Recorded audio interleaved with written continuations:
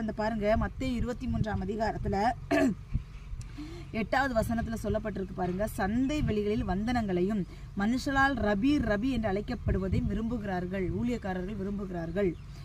நீங்களோ ரபி என்று அழைக்கப்படாதிருங்கள், கிறிஸ்து ஒருவரே உங்களுக்கு போதகராய் இருக்கிறார், நீங்கள் எல்லாரும் சகோதரராய் இருக்கிறீர்கள் என்று வேதவசனம் சொல்லுகிறது. பூமியிலே ஒருவனே உங்கள் பிதா என்று சொல்லாதிருங்கள், பரலோகத்தில் இருக்கிற ஒருவரே உங்களுக்கு பிதாவா இருக்கிறார்.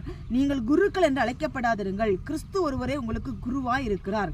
உங்களில் பெரியவனாய் இருக்கிறவன் உங்களுக்கு ஊழியக்காரனா இருக்க கடவன் அப்படின்னு சொல்லி வேதவசனம் சொல்கிறது.